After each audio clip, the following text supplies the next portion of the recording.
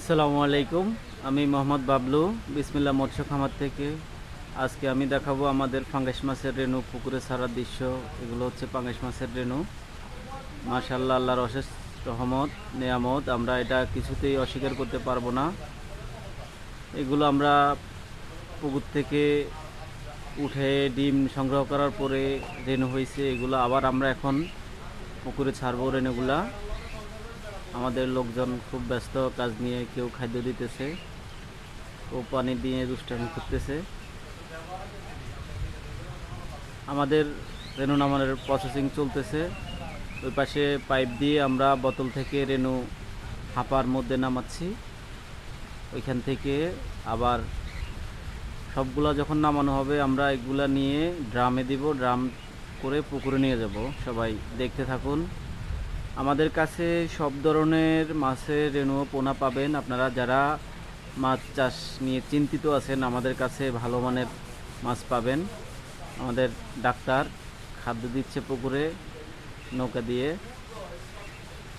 আমাদের রেণু নামানো হয়ে গেছে, এখন আমরা এগুলো ড্রামে নিচ্ছি।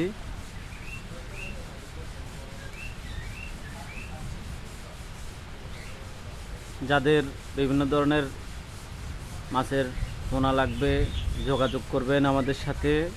আমাদের কাছে হাইব্রিড মনোসেক্স, তেলাপিয়া, শিং, মাগুর, পাবদা, গুলশা সব ধরনের মাছ পাবেন। আমাদের ঠিকানা হচ্ছে কুমিল্লা জেলায় নাঙ্গলকোট থানায় অবস্থিত, নাঙ্গলকোট দৌলতপুরে। আমরা এখন রেণুগুলা নিয়ে পুকুরে চলে যাচ্ছি। সবাই আমাদের সাথেই থাকুন। আর যাদের বিভিন্ন ধরনের পরামর্শ লাগবে মৎস্য চাষ নিয়ে, আপনারা আমাদের নাম্বার দেওয়া থাকবে, যোগাযোগ করবেন। কীভাবে মাছ চাষ করতে হয় আমরা যতটুকু জানি আপনাদেরকে জানানোর চেষ্টা করব। কেন আমরা পুকুরে ছাড়তেছি।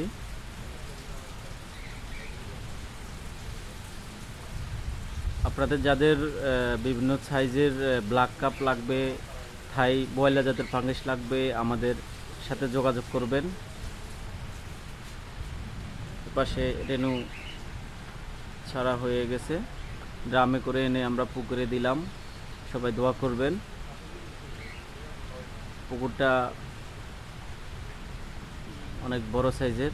প্রত্যেক পুকুর পাশে আমাদের এটা করে মোটর লাগানো থাকে। মোটরটা চলতেছিল, পানি উঠতেছিল না, তো ওরা পানি উঠানোর চেষ্টা করতেছে।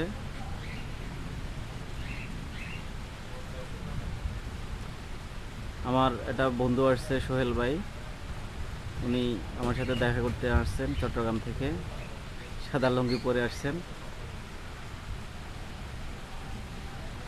আমাদের ঠিকানা হচ্ছে কুমিল্লা জেলায় নাঙ্গলকোট থানায় দৌলতপুরে, পৌরসভা 2 নং ওয়ার্ড, বিসমিল্লাহ মৎস্য বীজ ও প্রজনন কেন্দ্র।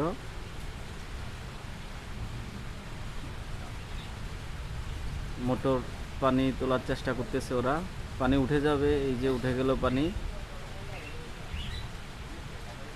ঠিক আছে, সবাই ভালো থাকবেন। আজকে এ পর্যন্তই। আসসালামু আলাইকুম।